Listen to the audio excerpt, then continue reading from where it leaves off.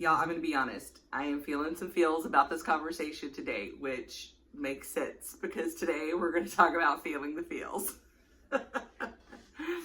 I'm Melissa. If this is your first time tuning in, welcome. Thank you for being here. If you've been here before, thank you so much for coming back. I am someone who is coming into all of my psychic gifts at the moment, and I've always identified as an empath or a highly sensitive person. And through this path I'm living of authenticity, it has allowed me to start uncovering gifts that I never really understood that I have. So I am sharing this journey with you and all the parts and all the process. So if that sounds familiar or sound like something you'd be interested in, you found the right place. You'll hear me say a lot on this channel, you gotta feel it to heal it. And I truly believe that. In fact, I think maybe I should make t-shirts. You gotta feel it to heal it. And we are taught so much in this world to bypass our emotions, to bypass our feelings. But I wanna just kind of go over with you, for one, why it's so important to feel our feelings and how to feel those feelings, how to turn them into something, especially when it's a feeling that's not desirable, like sadness or grief, or anger or betrayal. Like if there's a feeling that we're feeling that we don't quite want to keep feeling, I'm going to just go into how to feel it and how to use it to turn it into something else. Because alchemy, this is the alchemy of authenticity. That's what we do here.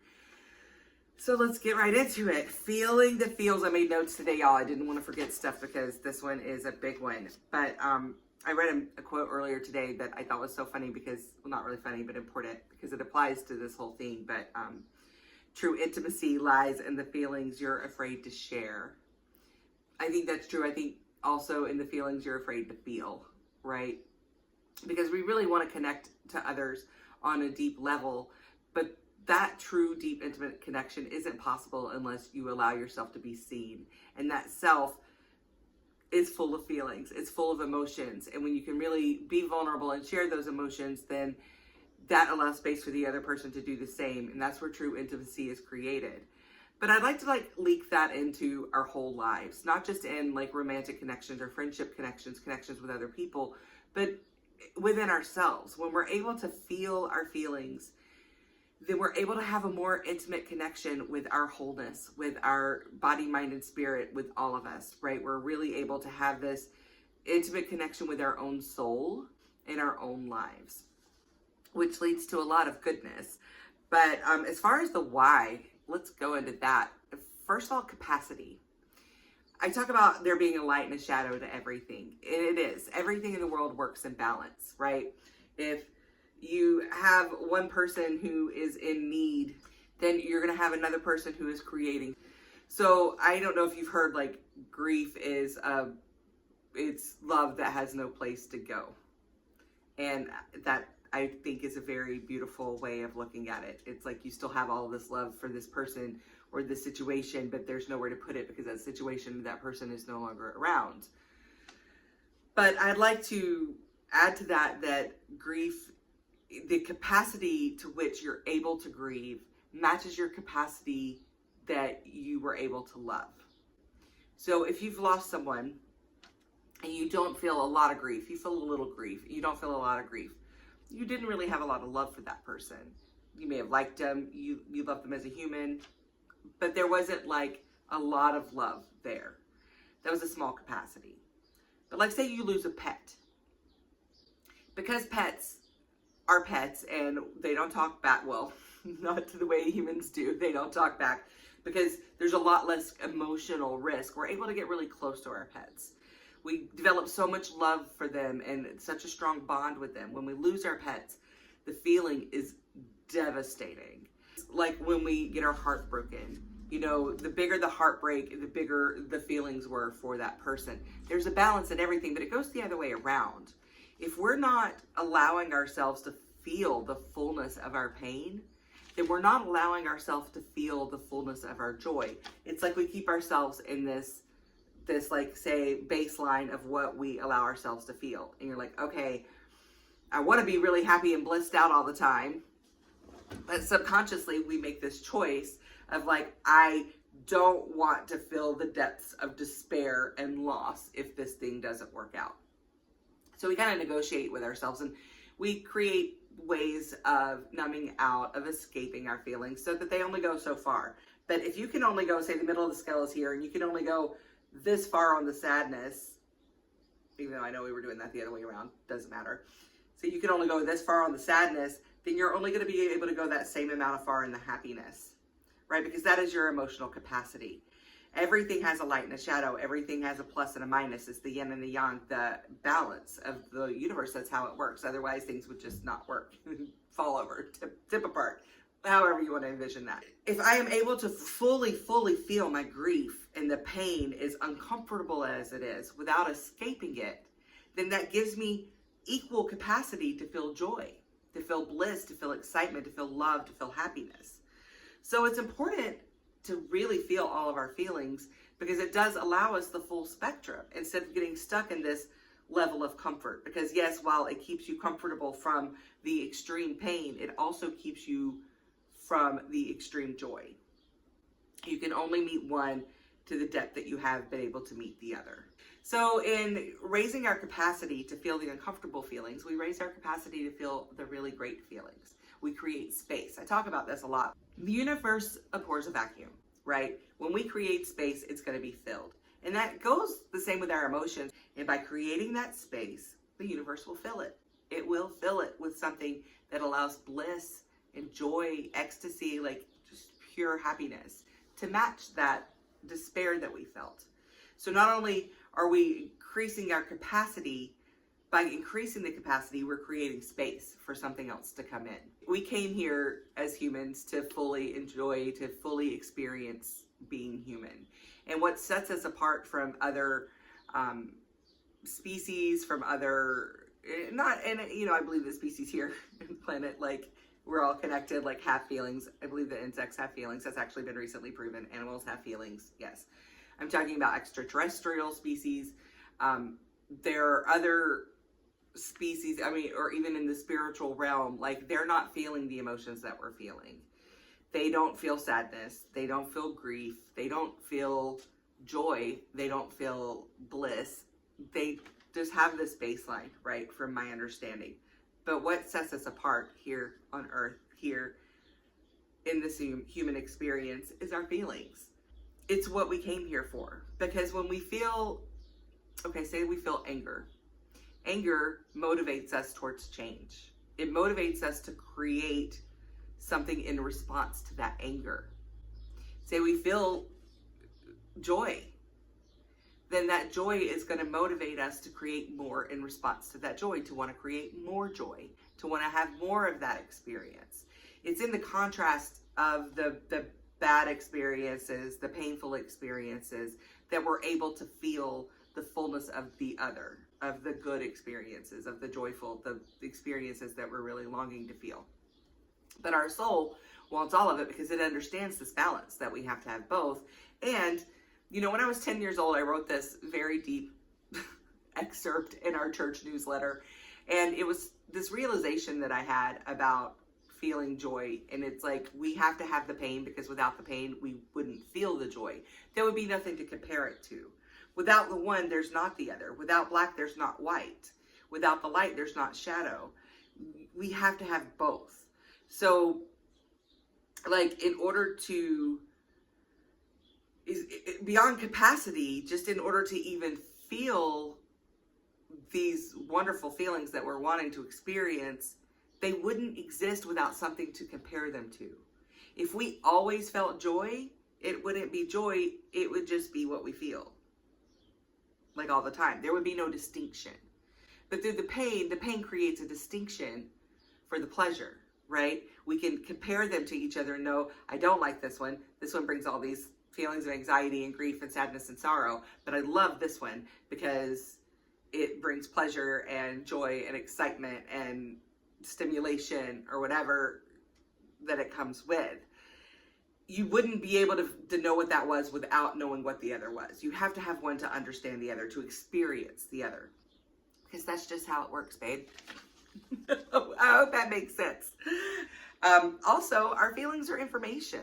They're signals. Again, like I just mentioned with anger, when we feel anger, it signals that something needs to change, that we don't like something about the current situation, which causes us to evaluate and figure out what needs to change. anxiety for me is a signal. A lot of times it's other people's anxiety. A lot of times it's my anxiety. Sometimes it's my higher self telling me no about something, because it knows that that feeling will slow me down and cause me to go inside. In anger, I think I might be more like, oh, let's do something now. Although I have definitely gotten better at taking a step back, but it causes a more of a reactive state. That anxiety for me is less reactive. It makes me stop and go within and be like, okay, let's check in and see what's going on. And now I've realized that a lot of times when I'm feeling this anxiety, it's literally because what I'm thinking about the universe is, or my higher self is telling me, no, that's not the right answer. There was recently someone in my life who I was very hurt by, and I wanted to cut them out of my life. I was just like, this is just enough is enough. And I just don't want to do this anymore. I just need to end this now before there's any more pain, before this gets any worse. Let's just end it now. Logically, on paper, that made sense. Logically, if I were giving someone else advice in that situation, that would be the advice that I would give them. That made total sense. But my body just rejected it as though I were allergic. Like I was there. I was mentally walking myself through it. That's okay. This is what we've chosen. It's for the best. And I was ready for it. Mentally, emotionally, I got myself ready for it. But the anxiety was like crushing. And it only got worse and worse, to where it literally felt like I was having a heart attack. So in that, I was able to stop and be like, okay, let's explore other options. What if I don't end the relationship, but instead I have a conversation with the person about this, and I set stronger boundaries of how they exist in my life? The anxiety went away. And then I felt relief, and I felt really good. Now, if it had just been sadness or grief, like I'm grieving the loss of this person, I would have just leaned into it, let myself process through it, alchemize it into something else, and done what I needed to do in that moment. But that was not the case. It was the anxiety, which is my signal for no. For what you're planning on doing is not what you're supposed to be doing. Fortunately, I have learned to feel my feelings, which has helped me to learn this about myself. And because I was able to do the self-inquiry, get the more aligned answer for my soul, after I made that decision to make amends instead of cutting this person off, I immediately felt better. But also a lot of things happened in that dynamic that really worked to my benefit, that would not have happened had I cut that relationship off. So not only did it preserve a relationship that is meant to be in my life, but it also benefited me a lot in the material realm. So feeling our feelings is vital, because they give us directions on where to go, on what to do, on what our soul actually wants.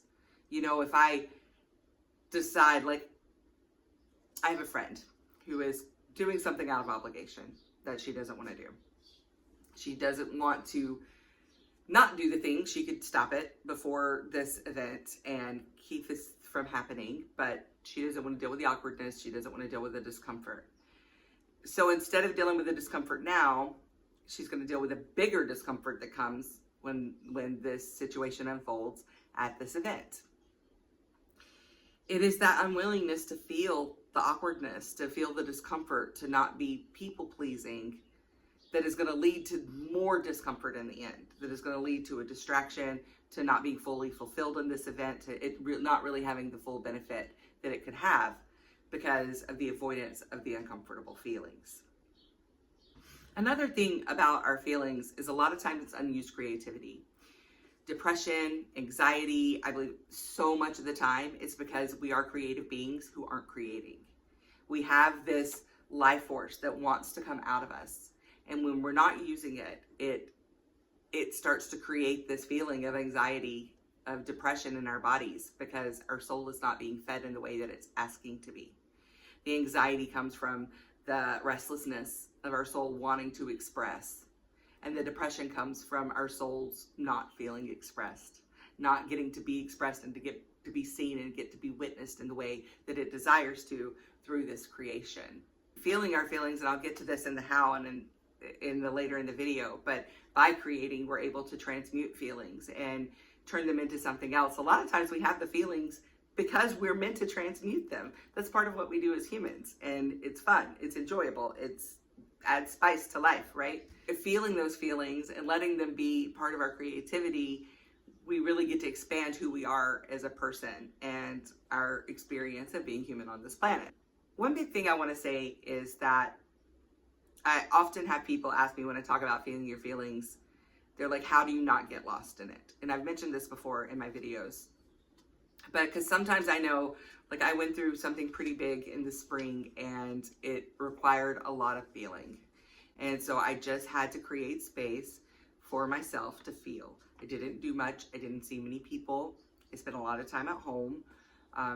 I was even a little behind on my schoolwork. I just let myself do what I needed to do to feel the pain, to feel the grief of what I was going through.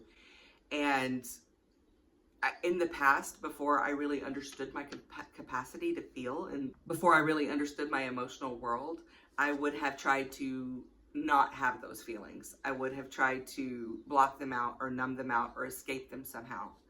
And instead, I leaned into them. And I was able to do that because I have built trust in myself. Before, I was so afraid of depression. It was such an ugly monster in my life. I've dealt with it since a child, and suicide ideation, and not really knowing how to process pain. And I was afraid of it. But since I've been feeling my feelings and learned how to lean into the discomfort, I've developed a bigger emotional capacity, which means that I can feel these difficult feelings without feeling like I'm going to get lost in depression. Because that would be the feeling before. It's like, oh, and I feel like this is so true. Like, hear this. If you hear anything, I feel like this is so important, is that when we see these big scary feelings, like the grief or the sadness, we run from them because we're afraid that they're bigger than us, that they're going to take us over. We've been in there. We've been down the depression hole. We've been stuck in bed. We've been, or under the blanket, as I call it. We've been in that place, and we know how scary and overwhelming it is, and we don't want to get lost in it. So we don't feel it at all. We just start like moving ourselves further and further from it. But the great thing is about feeling your feelings and building that emotional capacity and building that trust within yourself is that you can trust yourself to feel the really deep, the really hard feelings, knowing that you won't get lost in them. Knowing that you have a self and that you have this strong sense of self and you know where to come back to. That you can feel the feeling and on the other side is something beautiful. I talked about this, pain is a portal. I have a whole video about that if you want to go check it out. You know, pain always comes with a gift in the end, but we have to go through it to get to the gift. Like I was straight up feeling depressed. I was feeling depressed and I was letting myself feel it. How did I get out of it? I didn't identify. I didn't let the depression be me. I didn't say, this is who I am. This is how I am. I'm feeling this as a result of this situation, and I'm going to allow myself to fully feel it. I started recognizing the signs of like, okay, now I'm not feeling interested in the things that I'm normally interested in. We're going on a month now. I'm not feeling the desire to reach out to my friends. I'm not feeling the desire to get movement, to go for walks, to be outside. These things are not in alignment with who I am. And then I started reaching for the things that make me feel better. Instead of numbing out immediately and whatever, I let myself feel it. And then when I realized, okay, now we're going from feeling to dysfunction, then I started reaching out because I know my way out and reaching for the things that made me feel better. But in this time, this month or so that I was really feeling all the feelings, more came up. Because I allowed space for it, I started feeling things for my ancestors, having memories, having past life memories. Like I created such space within myself to feel that I started feeling things that had needed to be felt for so long. And by allowing that to happen, they're no longer part of my DNA. They're no longer part of my lineage. They're no longer part of my karma. I have felt them and I have moved on. And since that experience, there have been even more moments of bliss in my life. Moments of just being in complete awe of the world around me and what's happening with people and the natural world and just looking around and feeling this sense of wonder and love and delight. And that's a result of the capacity I created on the other side of that.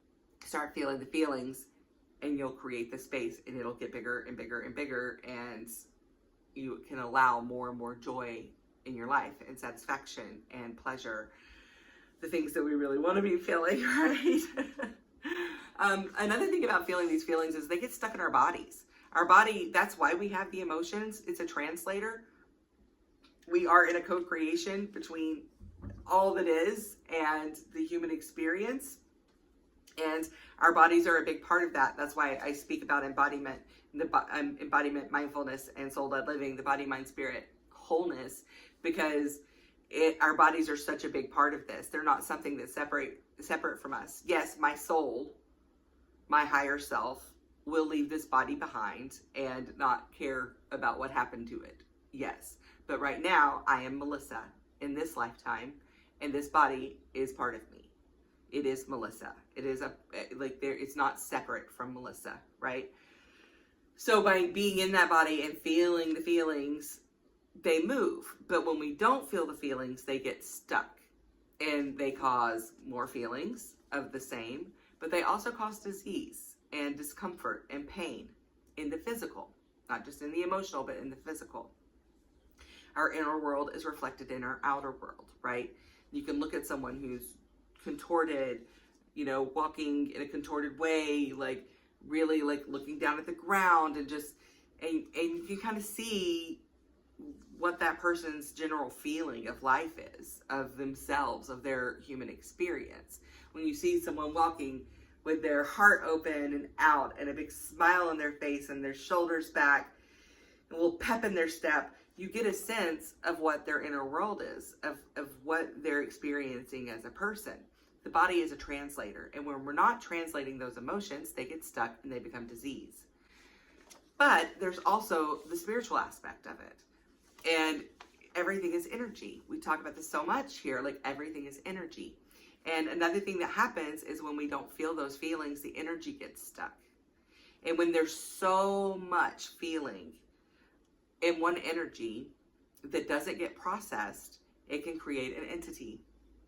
And that's when the energy becomes so real, it has its own consciousness, and it thinks that it is its own person, its own thing separate from you. So these entities can form and think that they're a part of us, and then they keep us stuck in these cycles to where we don't even see what's happening. We're just in survival mode, repeating, wash, rinse, repeat over and over again. And this entity is just like pretty much running this show. Without feeling our feelings, these are the kinds of things that happen. They get stuck and they manifest in other ways. How do we do this? I told you all the reasons of why we need to be feeling our feelings. Let's talk about how we feel those feelings. You can transmute it. You can literally change a feeling. I have an energy practice where I do this. I'm going to do one day. I just don't know how it'll translate into a YouTube video, but I love to do these privately with people. But I have an energy practice where we literally bring up this feeling and transmute it, like in real time, turn it into another feeling, which is entirely possible to do. It's pretty cool, actually. So here's an example of this. I recently experienced a heartbreak. We all know how fun that is. It's been a big one. It's been a big heartbreak. And the person who I am heartbroken by and I were recently at the same place, and unexpectedly they showed up with a date, and there was a lot of PDA. Like a lot of PDA. And so at first I was feeling sadness, and I was feeling betrayal, and I was feeling jealousy, and I was feeling pain. It was painful. And I let myself feel that. And I gave myself a little pep talk. It's normal that you would feel this way. Of course you feel this way. And I reached out to my bestie and sent a text, a vent, to get it out. Like, this is what's happening. Bleh. Vomit emoji, you know. And so I didn't bypass it. I felt it. I felt it. But I also didn't let it win. I didn't let it take over. That could have been my whole night because they were there full on PDA the whole night. And I could have let myself get drawn down in that and really feel all those icky feelings the whole night. But I was there for a concert. Like, I was there to have a good time. So instead, I consciously felt those feelings. I held them in a space energetically. You can do this however you want, whatever way works for you. By me, I literally just like visualized holding these feelings and then told them what I wanted them to be instead. And be like, no, we're here to have a good time. This isn't going to ruin our good time. Instead, we're going to turn this pain, this sadness, and we're going to turn it into joy and charisma. And we're going to have the best time ever. And that's exactly what I did. I didn't fake it until I made it. I literally told the energy what I wanted it to be. I transmuted it. And I had the best freaking time. I had so much fun, like completely blissed out. You would have thought I was on drugs. I was actually not that night. You would have thought that I was because I was high as a kite, completely blissed out, bubbling all over the place, super magnetic, having the best time with everyone that I ran into, and got hit on quite a lot. Had a lot of men coming up to me, wanting to dance with me, wanting to be around me. That if I was faking it, that wouldn't have happened. But those were some big sad feelings I was feeling. And I literally just told them that I wanted them to be something else, and they were. And the match to that sadness was joy and charisma, magnetism. So I just had the best time. I mean, the next day, like, there were multiple people who told me, like, texted me and said, I just had the most fun with you last night. Like, you were so magnetic. That was awesome. Got exchanged phone numbers with a few, potential suitors and had the most fun. Like, that's because I allowed myself to feel my feelings, but also I transmuted them.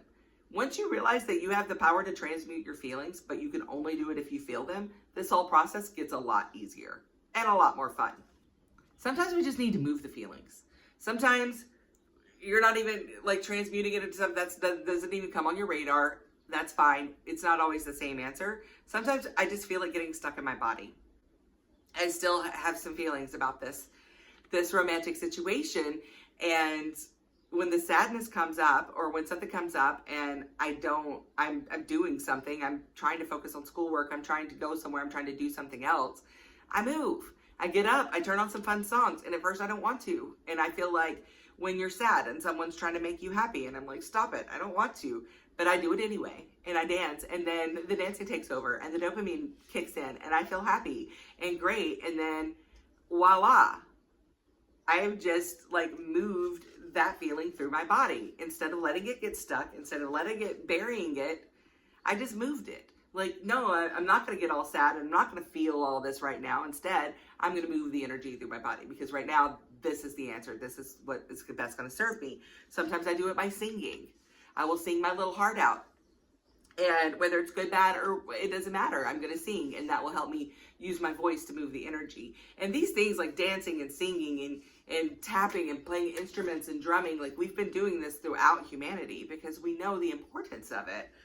And laughter, like I'll find something that'll make me laugh. That's transmutation as well. It's like, okay, I'm sad right now, but I'm just going to like find something about the situation that'll make me laugh. And then once I start laughing about it, it'll lead to other laughing about it. And things will lead, go in a different direction. And it'll just kind of change the trajectory of what I'm feeling right now.